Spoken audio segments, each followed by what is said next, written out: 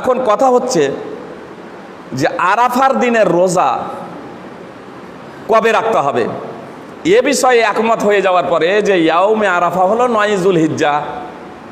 এবার কথা হচ্ছে যে আরাফার দিনের রোজা 9 যুলহিজ্জা রাখতে হবে নাকি হাজিরা আরাফার মাঠে যেদিন অবস্থান করবে সেই দিন রাখতে হবে। তো আপনাদের স্পষ্ট করে দিই যে ইয়াউমে আরাফা হলো 9 যুলহিজ্জা, আর 9 যুলহিজ্জাই রাখতে হবে রোজা। হাজিরা যেদিন আরাফার মাঠে অবস্থান করবে সেই দিন সারা পৃথিবীর মানুষকে আরাফার দিনের রোজা রাখতে হবে, এই মর্মে রাসূলুল্লাহ সাল্লাল্লাহু আলাইহি সাল্লাম থেকে কোনো বর্ণনা নেই, এমনকি কোনো সাহাবী থেকেও তার কোনো বর্ণনা নেই। আরাফার দিনে হাজিরা যেদিন অবস্থান করবে সেই দিন সারা পৃথিবীর মানুষ রোজা রাখবে, এই ধরনের কোনো বর্ণনা নেই। আর এটা সম্ভব না। যেমন রমাজানের ঈদ, এই গত রমাজানের যে ঈদ 2021 যে রমাজানের ঈদ, সৌদিরও একদিন আগে আপনার ঈদ পালন করেছে, রমাজানের ঈদ পালন করেছে, ঈদ উল ফিতর পালন করেছে আপনার পালি, নাইজেরিয়া প্রভৃতি দেশ। আপনার সারা পৃথিবীতে 3 দিনে ঈদ পালন হয়েছে, বিগত ঈদ, ঈদ উল ফিতর এই 2021-এ, অতীতেও হয়েছে মাঝে মাঝে। তাহলে সৌদির একদিন আগে যারা ঈদ পালন করছে, আরাফার ময়দানে হাজিরা উপস্থিত হওয়ার আগেই যারা ঈদ পালন করছে, তাদের জন্য কি আরাফার দিনের রোজা নয়? অথচ ইসলাম হলো সার্বজনীন দিন, 1 নম্বর। 2 নম্বর, তর্কের খাতিরে যদি ধরে নেওয়া হয় যে না, যেদিন আরাফার মাঠে হাজিরা পৌঁছাবে সেই দিন রোজা রাখতে হবে, আরাফার সেই দিন রোজা রাখতে হবে, তো এটা নির্ভর করছে কিসের ওপরে? এটা নির্ভর করছে আধুনিক ইলেকট্রনিক প্রযুক্তির ওপরে। আর আধুনিক ইলেকট্রনিক প্রযুক্তি তো রাসূলুল্লাহ সাল্লাল্লাহু আলাইহি সাল্লামের যুগে ছিল না, সাহাবায়ে কিরামদের যুগে ছিল না, তাবেঈনদের যুগে ছিল না। তাহলে কি তারা রোজা রাখেননি? তারা কি রোজা রাখেননি? কিন্তু তারা রোজা রেখেছেন, তারা রোজা রেখেছেন। এর দ্বারা এটা স্পষ্ট হয়ে গেল যে আরাফার দিনে হাজিরা যেদিন উপস্থিত হবে সেই দিন রোজা রাখতে হবে, এ কথাটা যুক্তির মানদণ্ডে ও ধোপে টিকে না। নম্বর 3, হাজিরা আরাফার মাঠে যেদিন যাবে সেই দিন রোজা রাখতে হবে আরাফার, এটা কেন? আরাফার দিনের রোজা কি স্থানের সাথে সম্পৃক্ত? এই বিষয়টা একটু খুব মনোযোগ সহকারে আপনাদেরকে শুনতে বলবো। একটু যদি মনোযোগ সহকারে শুনেন তাহলে আপনাদের কাছে বিষয়টা ইনশাআল্লাহ স্পষ্ট হয়ে যাবে। তার কারণ হলো কতগুলো ইবাদত স্থানের সাথে সম্পৃক্ত, কতগুলো ইবাদত সূর্য ও চন্দ্রের সাথে সম্পৃক্ত, কতগুলো ইবাদত কারণ সমূহের সাথে সম্পৃক্ত, কতগুলো ইবাদত দিনের সাথে সম্পৃক্ত, কতগুলো ইবাদত চাঁদের সাথে সম্পৃক্ত, কতগুলো ইবাদত আবার চাঁদ এবং সূর্যের সাথে সম্পৃক্ত। যেমন আপনাদের বলি রমাজানের রোজা, তো রমাজানের রোজা এটা স্থানের সাথে সম্পৃক্ত নয়, এটা চাঁদের সাথে সম্পৃক্ত এবং সূর্যের সাথে সম্পৃক্ত। যে রমাজানের রোজা চাঁদের সাথে সম্পৃক্ত, রমাজান মাসেই রমাজানের রোজা ফরজ, তো চাঁদের সাথে সম্পৃক্ত এবং সূর্যের সাথে সম্পৃক্ত, স্থানের সাথে সম্পৃক্ত নয়। কতগুলো ইবাদত আছে দিনের সাথে সম্পৃক্ত, তার সম্পর্ক আপনার চাঁদের সাথে নয়, তারিখের সাথেও নয়, আপনার সেটা দিনের সাথে সম্পৃক্ত যে কোনো তারিখে হতে পারে, যে কোনো তারিখে হতে পারে। যেমন সোমবার এবং বৃহস্পতিবারের রোজা, রাসূলুল্লাহ সাল্লাল্লাহু আলাইহি সাল্লাম সোম এবং বৃহস্পতিবার রোজা রাখতেন। যখন রাসূলুল্লাহ সাল্লাল্লাহু আলাইহি সাল্লামকে জিজ্ঞেস করা হলো সোম এবং বৃহস্পতিবারের রোজা প্রসঙ্গে, তখন তিনি বলেছিলেন যে এই সোমবার এবং বৃহস্পতিবার বান্দার আমল আল্লাহ তাআলার নিকটে পেশ করা হয়, আর আমি পছন্দ করি যে আমার আমলটা আল্লাহর নিকটে রোজা অবস্থায় যাতে পেশ করা হয়। তো বৃহস্পতিবার এবং সোমবারের যে রোজা রাসূলুল্লাহ সাল্লাল্লাহু আলাইহি সাল্লাম রাখতেন, তো এটা দিনের সাথে, জি দিনের সাথে, নাহারের সাথে এটা সম্পৃক্ত, দিনের সাথে, আপনার চাঁদের সাথে এটা সম্পৃক্ত নয়, স্থানের সাথেও সম্পৃক্ত নয়। বিশ্বের যে কোনো জায়গাতে যেদিন সোমবার হবে, যেদিন বৃহস্পতিবার হবে, যে কোনো তারিখই হোক না কেন আপনার সেটা রোজা রাখতে হবে। এবার কতগুলো ইবাদত হলো স্থানের সাথে সম্পৃক্ত, যেমন তাওয়াফ, যেমন উমরা। আপনার মক্কা ছাড়া বিশ্বের অন্য কোথাও এ তাওয়াফ এবং উমরা বৈধ নয়, তার কারণ এটা স্থানের সাথে সম্পৃক্ত। তাওয়াফ যেমন কতগুলো ইবাদত আছে কারণের সাথে সম্পৃক্ত, যেমন মসজিদে দাখিলা, যখন মসজিদে প্রবেশ করবেন, তখন মসজিদে দাখিলা তাহিয়াতুল মসজিদ, যখন অজু করবেন তখনই 2 রাকাত তাহিয়াতুল অজু। তো এক একটা জিনিসের সাথে সম্পৃক্ত, সেটা তার সাথেই সংগঠিত হবে। এখন কথা হলো যে আরাফার দিনের রোজাটা এটা স্থানের সাথে সম্পৃক্ত না চাঁদের সাথে সম্পৃক্ত? যারা বলছেন আরাফার মাঠে হাজিরা যেদিন যাবে তার সাথে সম্পৃক্ত, তাহলে আরাফার মাঠের সাথে যদি আরাফার দিনের রোজাটা সম্পৃক্ত হতো, তাহলে আরাফার ময়দান ছাড়া পৃথিবীর অন্য কোথাও বৈধ হতো না। যেমন হজ, কেউ যদি বলেন যে স্থানের সাথেও সম্পৃক্ত, চাঁদের সাথেও সম্পৃক্ত, আরও একটা জায়গায় একটু বিস্তৃত করে দিই যে আরাফার দিনের রোজাটা চাঁদ এবং স্থানের সাথে সম্পৃক্ত। যেদিন আরাফার ময়দানে হাজিরা যাবে, তো আরাফার ময়দানে হাজিরা 9 যুলহিজ্জা, চাঁদকে কেন্দ্র করে আরাফার ময়দানে যাবে, বুঝতে পেরেছেন? তো এই চাঁদ এবং স্থানকে কেন্দ্র করে, তো চাঁদ এবং স্থানকে কেন্দ্র করে ও যদি আরাফার দিনের রোজাটা হতো, তাহলে আরাফার স্থান ছাড়া বিশ্বের অন্য কোথাও সেটা বৈধ হতো না। যেমন হজ চাঁদ এবং স্থানের সাথে সম্পৃক্ত, এজন্য আপনার নির্দিষ্ট চাঁদে এবং নির্দিষ্ট স্থানে ছাড়া বিশ্বের অন্য কোথাও আপনার হজ হবে না। কেউ যদি আপনার শাওয়াল মাসে হজ করব কেউ যদি আপনার মুহররম মাসে হজ করব মনে করে, কেউ যদি আপনার সফর মাসে হজ করব মনে করে, কেউ যদি রমাজান মাসে হজ করব মনে করে, তাহলে হজ হবে না। অনুরূপভাবে আপনার মক্কা, মিনা, মুজদালিফা, আরাফা ছাড়া বিশ্বের অন্য কোথাও যদি হজ করবো মনে করে, তাও সেটা হবে না। এত দ্বারা স্পষ্ট হয়ে গেল যে সিয়াম ইয়াউমে আরাফা এটা স্থানের সাথে সম্পৃক্ত নয়, বরং এটা হলো তারিখের সাথে সম্পৃক্ত। তারপরেও কিছু ব্যক্তি বলে, 4 নম্বর, তারপরেও কিছু ব্যক্তি বলে যে হাদিসে তো ইয়াউম আরাফা এসেছে, সিয়াম ইয়াউমি আরাফা, সিয়াম ইয়াউমি আরাফা, আরাফার দিনের রোজা, 9 যুলহিজ্জার রোজা তো বলা হয়নি। এই বিষয়ে ঐক্যমত হওয়ার পরেও যে 9 যুলহিজ্জাকে ইয়াউমে আরাফা বলে, তাদের কাছে আমার জিজ্ঞাসা, আপনারা যে 10ই যুলহিজ্জা ঈদ করছেন কিসের ভিত্তিতে? 10ই যুলহিজ্জা ঈদ করছেন?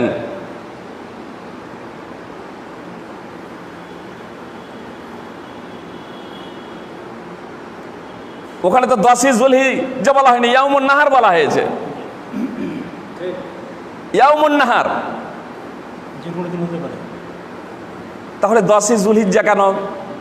আরও এটা হচ্ছে অজ্ঞতার পরিচয়, অজ্ঞতার বহিঃপ্রকাশ। যারা বলে যে ইয়াউমুন নাহার বলা হয়েছে, 9 যুলহিজ্জা বলা হয়নি। আরে ইয়াউমুন নাহারকেই তো 9 যুলহিজ্জা বলে, ইয়াউমে আরাফাইকে তো 9 যুলহিজ্জা বলে, ইয়াউমে আরাফাকেই তো 9 যুলহিজ্জা বলে। যেমন ইয়াউমুন নাহারকে 10ই যুলহিজ্জা বলে। আল্লাহ তাআলা যে বললেন ইয়াসআলুনাকা আনিল আহিল্লাহ কুল হিয়া মাওয়াকিতু লিন-নাসি ওয়াল হজ, আল্লাহ তাআলা বললেন যে নতুন চাঁদ সম্পর্কে মুহাম্মদ সাল্লাল্লাহু আলাইহি ওয়াসাল্লাম আপনাকে জিজ্ঞাসা করে, তারা আপনি বলে দিন যে নতুন চাঁদ সমূহ হলো মানব জাতি এবং হজের সময় নির্ধারক। তো আপনার আরাফার ময়দানে আপনার 8ই যুলহিজ্জা ইয়াউমুত তারবিয়া, যে আপনার ইয়াউমুত তারবিয়া মিনাতে অবস্থান করেন হাজিগণ, এবং ইয়াউমে আরাফার ময়দানে যান, তো এটা এই রকম না চাঁদকে কেন্দ্র করে? আল্লাহ বলছেন চাঁদকে কেন্দ্র করে হজ। আরে ইয়াউমে আরাফার দিনে আরাফার মাঠে অবস্থান করা, এটা তো চাঁদকে কেন্দ্র করে। এই কথা স্বয়ং মহান আল্লাহ তাআলা বলেছেন, স্বয়ং আল্লাহ তাআলা বলছেন যে এটা চাঁদকে কেন্দ্র করে। আর আপনি চাঁদ থেকে আরাফার দিনকে বিচ্ছিন্ন করে নিচ্ছেন। চাঁদ থেকে যদি আরাফার দিনকে যদি বিচ্ছিন্ন করে নেয়, এবার আপনাদের খুব সহজে একটা বিষয় বোঝানোর প্রচেষ্টা করছি। নম্বর 6, খুব সহজে এই বিষয়টাকে বোঝার প্রচেষ্টা করুন যে আরাফার ময়দানে 9ই জুলহিজ্জা ছাড়াও পৃথিবীর বিভিন্ন মানুষ বিভিন্ন সময়ে ওই আরাফার ময়দানে যায়। 9ই জুলহিজ্জা ছাড়া আমরাও আরাফার ময়দানে গিয়েছি। জি, 9ই জুলহিজ্জা ছাড়াও আমরাও আরাফার ময়দানে গিয়েছি। তো আরাফার ময়দানে গেলেই কি সেটা আরাফার দিন হয়? জি, কেন? কেউ যদি রমাজান মাসে আরাফার ময়দানে চলে যায়, 10 লক্ষ মানুষ যদি আরাফার ময়দানে রমাজান মাসে চলে যায়, আরাফার দিন হবে না? আপনার যে কয়েক বছর হজ যে বন্ধ ছিল, হজ, তো সেই বছর আরাফার দিন হয়নি? আরে আরাফার দিন তখনও তো আরাফার দিন ছিল। আসলে আরাফার দিন যে 9ই জুলহিজ্জা, যে বিষয়ে মুতাকাদ্দিমিন আল্লাহ রাসূল সাল্লাল্লাহু আলাইহি ওয়াসাল্লাম এবং সাহাবায়ে কেরাম থেকে কোনো দ্বিমতই নেই, আজকে সেই বিষয়টাকে নিয়ে আমরা মতানৈক্য করছি, মতভেদ করছি, এটা কাম্য নয়। বিষয়টা নিরপেক্ষ দৃষ্টিভঙ্গি নিয়ে আমরা বোঝার প্রচেষ্টা করি, তাহলে আমাদের কাছে বিষয়টা স্পষ্ট হয়ে যাবে। কানা রাসূলুল্লাহ সাল্লাল্লাহু আলাইহি সাল্লাম ইয়াসুমু 9 জিলহিজ্জা, রাসূলুল্লাহ সাল্লাল্লাহু আলাইহি সাল্লাম জিলহিজ্জার 9 রোজা রাখতেন। রাসূলুল্লাহ সাল্লাল্লাহু আলাইহি সাল্লাম জুলহিজ্জার 9 রোজা রাখতেন। জুলহিজ্জা মাসের 9টি রোজা, নাকি জুলহিজ্জার 9ম তারিখের রোজা? এই হাদিসটি আছে সুনানে আবি দাউদ হাদিস নম্বর 2437, সুনানে নাসাই হাদিস নম্বর 2372।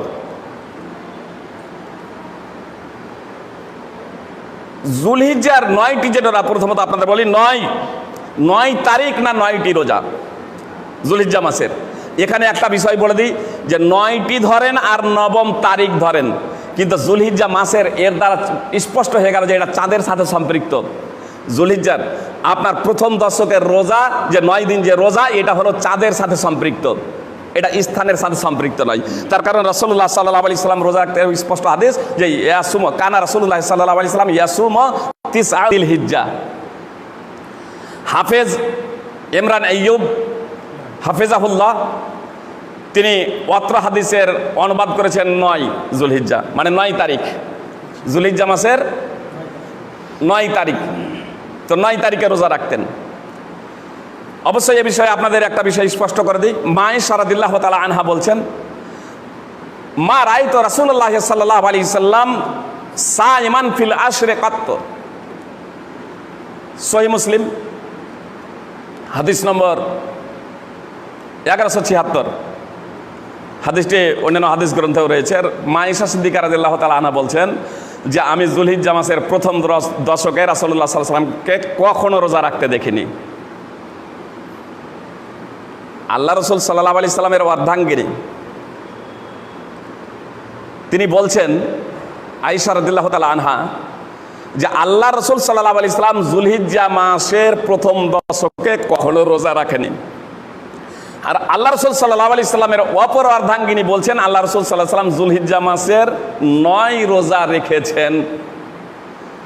এর দ্বারা বাহ্যিক অবস্থাতে মনে হচ্ছে যেন হাদিস দুটি পরস্পর বিরোধী, দুটোই হাদিস সহিহ, কিন্তু আসলে পরস্পর বিরোধী নয়।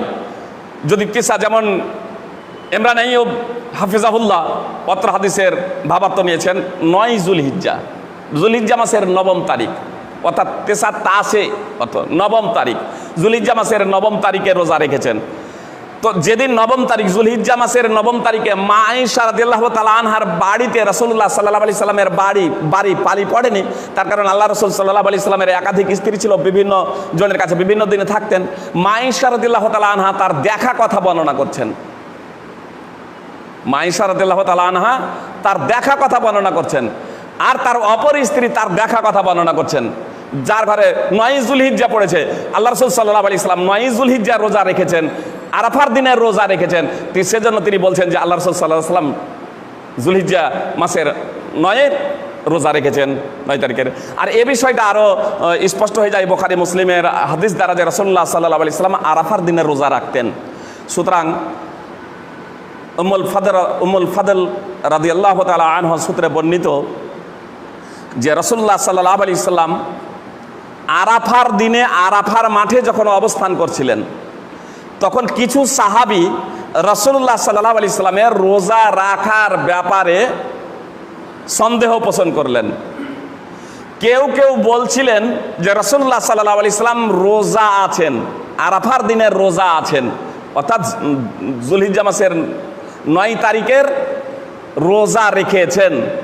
আর কেউ কেউ বলছিলেন যে না, রাসূলুল্লাহ সাল্লাল্লাহু আলাইহি সাল্লাম রোজা নেই, রোজা অবস্থায় নেই। সহিহ বুখারী হাদিস নম্বর 1988 এবং সহিহ মুসলিম হাদিস নম্বর 1123। ইমাম ইবনে হাজার আসকালানী রাহিমাহুল্লাহ ফাতহুল বারীতে অত্র হাদিসের ভাষ্যে উল্লেখ করছেন যে সাহাবায়ে কেরামদের মতভেদ করার অন্যতম কারণ হলো যে আরাফার দিনের রোজা রাখাটা তাদের কাছে অত্যন্ত পরিচিত ছিল, তাদের অভ্যাসগত ব্যাপার ছিল যে তারা আরাফার দিনের রোজা রাখতেন, তারা আরাফার দিনের রোজা রাখতেন। তো আরাফার দিনের রোজা যেহেতু তারা রাখতেন, এই দৃষ্টিকোণ থেকে আরাফার দিনের মাহাত্ম্য মর্যাদাও অনেক, এই দৃষ্টিকোণ থেকে কিছু কিছু সাহাবী সেদিনও মনে করছেন যে আরাফার দিনের রোজা যেহেতু রাসূলুল্লাহ সাল্লাল্লাহু আলাইহি সাল্লাম রাখতেন, এই জন্য এই আজকেও তিনি রেখেছেন।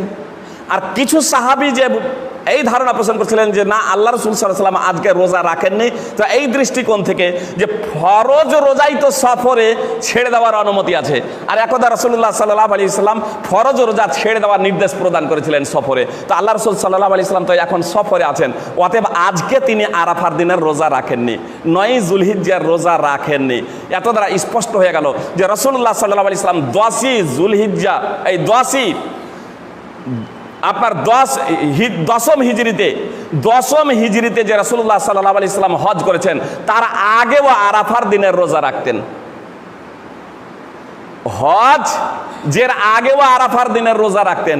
আরে হজের সর্বোচ্চ কেউ কেউ বলেছেন 10ম হিজরিতে আপনার হজ ফরজ হয়েছে, কেউ কেউ বলেছেন 9ম হিজরিতে হজ ফরজ হয়েছে। হজ 9ম হিজরিতে ফরজ হোক আর 10ম হিজরিতে ফরজ হোক, রাসূলুল্লাহ সাল্লাল্লাহু আলাইহি সাল্লাম যে হজ করার আগেও রোজা রেখেছেন, সাহাবায়ে কেরাম রোজা রেখেছেন। আর সেই কারণেই তো তাদের মধ্যে এই প্রশ্ন এলো যে আল্লাহ রাসূল রোজা রেখেছেন কি রাখেননি। অন্যান্য দিনে অন্যান্য বছরের মতো যে আল্লাহ রাসূল সাল্লাল্লাহু আলাইহি সাল্লাম এই আরাফার মাঠে আরাফার দিনে রোজা রেখেছেন কি রাখেননি। যারা বলছেন রোজা রেখেছেন, এই দৃষ্টিকোণ থেকে যে আল্লাহ রাসূল সাল্লাল্লাহু আলাইহি সাল্লাম অন্যান্য বছরও 9 যুলহিজ্জার রোজা রাখতেন, আরাফার দিনে রোজা রাখতেন। আর যারা বলছেন যে রোজা রাখেননি, এই দৃষ্টিকোণ থেকে যে আল্লাহ রাসূল সাল্লাল্লাহু আলাইহি সাল্লাম রমজানের রোজাই তো একদা সফরে ছেড়ে দেওয়ার নির্দেশ করেছিলেন, আর এখন তো সফরের অবস্থায় আছেন। ফল কথা, আরাফার দিনের রোজা এটা তারিখের সাথে সম্পৃক্ত, স্থানের সাথে সম্পৃক্ত নয়। আরও একটা বিষয় স্পষ্ট করে দিই আপনাদের, মুসান্নাফ ইবনে শাইবা, ইমাম বাইহাকির আস-সুনানুল কুবরা, ইমাম হাকিমের আল মুস্তাদরাক, বিভিন্ন হাদিস গ্রন্থে আসার রয়েছে। একটা মারফু হাদিস রয়েছে দারাকুতনিতে, কিন্তু হাদিসটা জয়ীফ। ইমাম বাইহাকির আস-সুনানুল কুবরাতে রয়েছে, হাদিসটা জয়ীফ। তবে যে আসার রয়েছে আলী রাদিয়াল্লাহু তাআলা আনহু থেকে এবং আব্দুল্লাহ ইবনে আব্বাস রাদিয়াল্লাহু তাআলা আনহু প্রমুখ সাহাবায়ে কিরাম থেকে, তা বিশুদ্ধ সূত্রে প্রমাণিত। আল্লামা নাসিরউদ্দিন আলবানী রাহিমাহুল্লাহ ইরওয়াউল গালিল হাদিস নম্বর 653-তে উল্লেখ করেছেন যে তাকবীর যে পাঠ করতে হবে, তাকবীর আল্লাহু আকবার, আল্লাহু আকবার, লা ইলাহা ইল্লাল্লাহু, আল্লাহু আকবার, আল্লাহু আকবার, ওয়ালিল্লাহিল হামদ, যে আমরা তাকবীর সাধারণত ঈদের পাঠ করে থাকি। তো তাকবীর কখন থেকে পাঠ করতে হবে?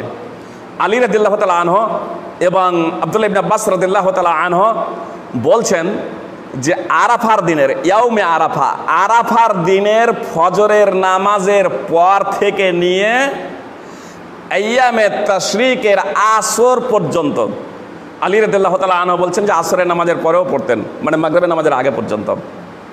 তাহলে কি বললেন, কিভাবে তারা তাকবীরগুলো পাঠ করতেন? ইয়াউমে আরাফা, ইয়াউমে আরাফার ফজরের নামাজের পর থেকে আইয়ামে তাশরিকের আসর পর্যন্ত পড়তেন। বলুন, এখানে ইয়াউমে আরাফা বলা হয়েছে। পৃথিবীর এমন কোনো মুহাদ্দিস নেই, আলেম, যে নিজেকে আলেম বলে দাবি করে, সে এ কথা বলতে পারে না যে হাজিরা যেদিন আরাফার মাঠে অবস্থান করবে সেদিন থেকে তাকবীরগুলো পাঠ করতে হবে। সমস্ত আলেম এই জায়গাতে এসে বলছে যে 9 যুলহিজ্জার ফজর থেকে নিয়ে 13ই যুলহিজ্জার আসর পর্যন্ত অত্র হাদিসের তাৎপর্য। আর ইয়াউমে আরাফা তো বলা হয়েছে। সাহাবায়ে কেরাম কি বুঝলেন তাবেঈনরা কি বুঝলেন? কুফাবাসী, তারা কুফাতে দেখছেন আলী রাদিয়াল্লাহু তাআলা আনহুকে, কুফাতে দেখছেন, যে হিরাকে দেখছেন। তখন আর ইলেকট্রনিক মিডিয়া, আধুনিক প্রযুক্তি ছিল না যে হাজিরা কখন অবস্থান করছে। ইয়াউমে আরাফা অর্থাৎ 9ই যুলহিজ্জার ফজর যখন হচ্ছে, আপনার যুলহিজ্জা মাসের 9ই যুলহিজ্জার ফজর যখন হচ্ছে, তখন তাকবীর পাঠ করতে শুরু করে দিতেন চতুর্থ খলিফা আলী রাদিয়াল্লাহু তাআলা আনহু।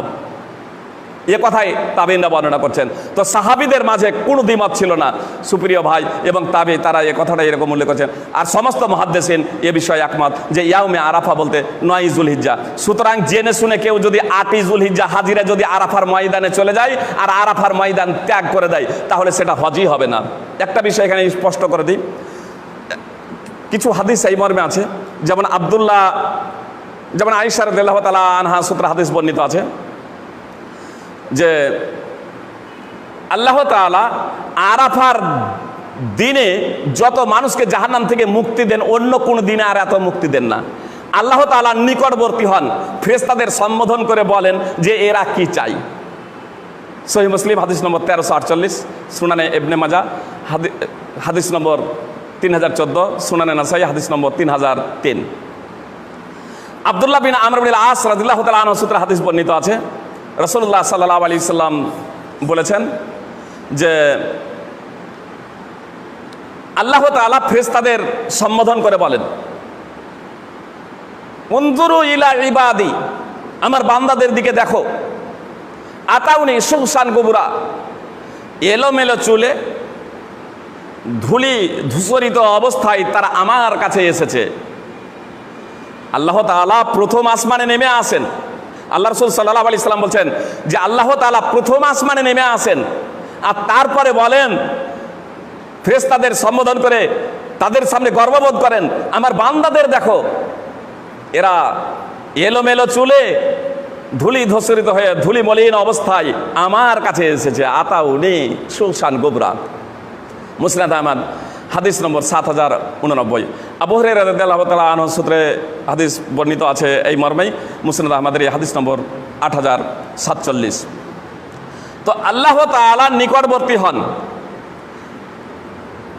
আব্দুল্লাহ বিন আমর বিন আস রাদিয়াল্লাহু তাআলা আনহুর বর্ণনায় আছে, আরাফার বৈকালে আরাফাবাসীকে কেন্দ্র করে ফেরেশতাদের সামনে গর্ববোধ করেন।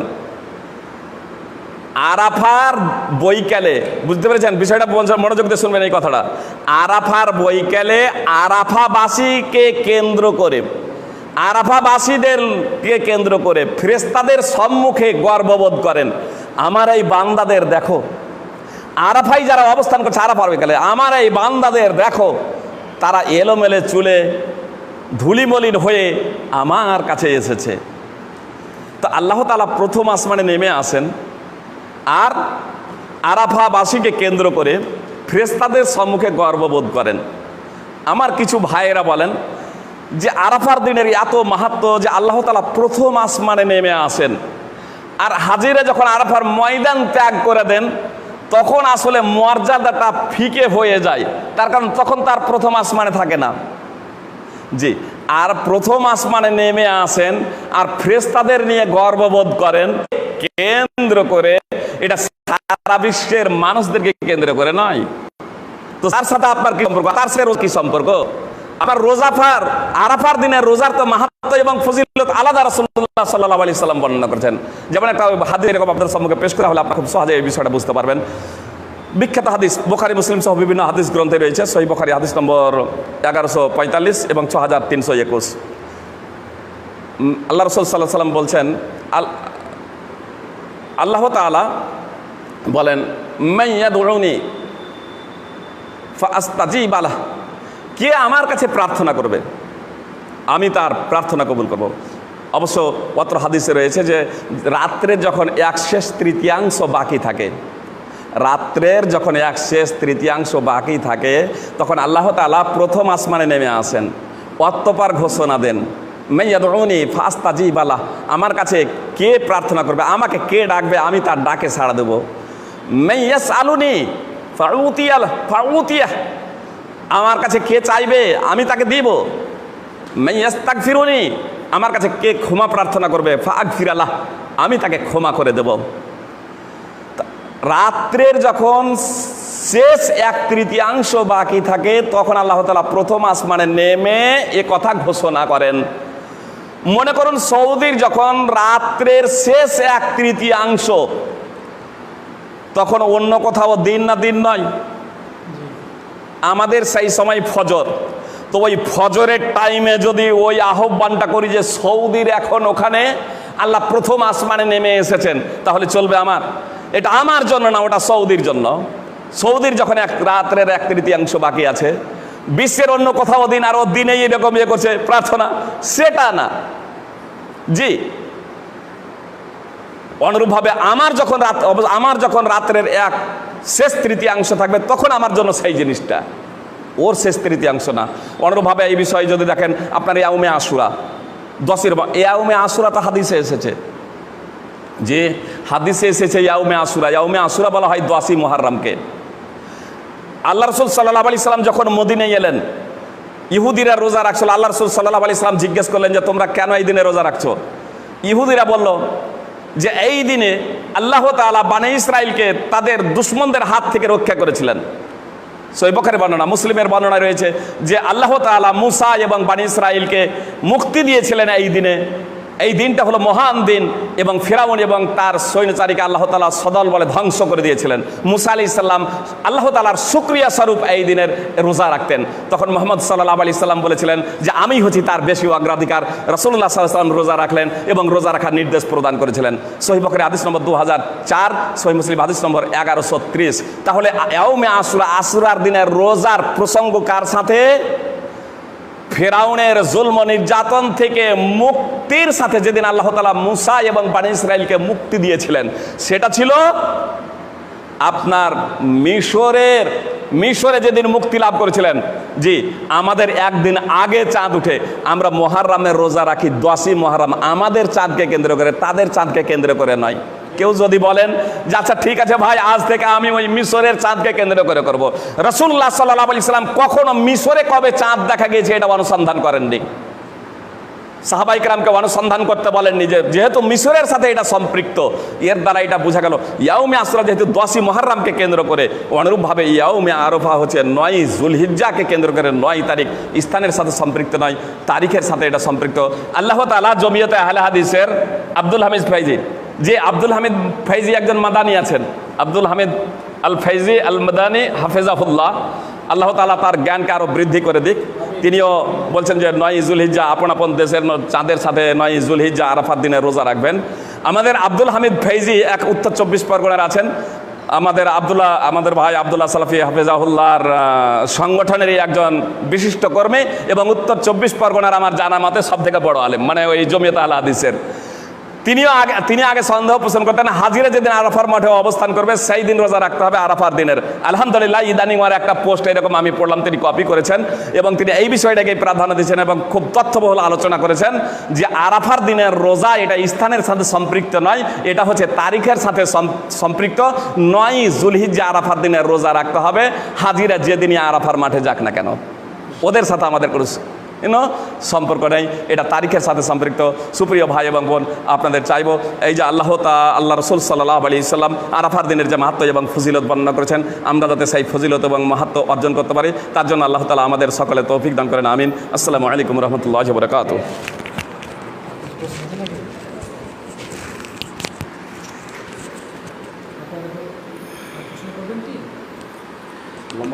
ওয়ালাইকুম আসসালাম রহমতুল্লাহি ওয়া বারাকাতুহু। সম্মানিত প্রিয় দর্শক এবং শ্রোতা বন্ধুরা, আজকে আমাদের শায়েখের আলোচনা থেকে যেটা স্পষ্ট হলাম, জানতে পারলাম, সেটা হচ্ছে আমি দুটো বিষয় এখানে আপনাদের সামনে বলবো। নাম্বার 1, সেটা হচ্ছে যে 9ই যুলহিজ্জা যেহেতু আরাফার দিন, সেই জন্যই হাজিরা আরাফার ময়দানে যান, অন্য দিন যান না। 8 তারিখ বা 10 তারিখে বা 11 তারিখে যান না, যেহেতু আরাফার দিন হচ্ছে 9 তারিখ, ইয়াউমে আরাফা, কুরবানির আগের দিন, সেই জন্যই হাজিরা আরাফার ময়দানে যান। এটা একটা স্পষ্ট, অন্য কোনো দিন যান না। আর দ্বিতীয় একটা বিষয় এটা বলতে চাই, সেটা হচ্ছে যে হজের পূর্বে সিয়াম ফরজ হয়েছে, হজের পূর্বে সিয়ামের বিধান ছিল, সেহেতু